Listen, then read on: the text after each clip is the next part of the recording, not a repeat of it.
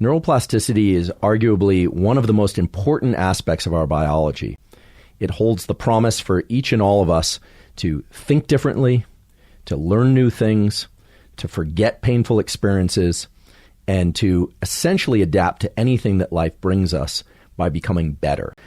Well, I'm going to give you the bad news, which is that after puberty, the human brain and nervous system adds very few, if any, new neurons. So even though we can't add new neurons throughout our lifespan, at least not in very great numbers, it's clear that we can change our nervous system, that the nervous system is available for change, that if we create the right set of circumstances in our brain, chemical circumstances, and if we create the right environmental circumstances around us, our nervous system will shift into a mode in which change isn't just possible, but it's probable. One of the biggest lies in the universe that seems quite prominent right now is that every experience you have changes your brain. And that's absolutely not true. The nervous system doesn't just change because you experience something unless you're a very young child. If you're older than 25, your brain will not change unless there's a selective shift in your attention or a selective shift in your experience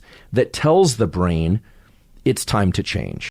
But the important thing to understand is that if we want something to change, we really need to bring an immense amount of attention to whatever it is that we want to change. This is very much linked to the statement I made earlier about it all starts with an awareness. And this really spits in the face of this thing that you hear so often, which is every experience that you have is going to change the way your brain works. The experiences that you pay super careful attention to are what open up plasticity. If you can access these three things of epinephrine, acetylcholine from these two sources, not only will the nervous system change, it has to change. It absolutely will change. But the real secret is that neuroplasticity doesn't occur during wakefulness. It occurs during sleep.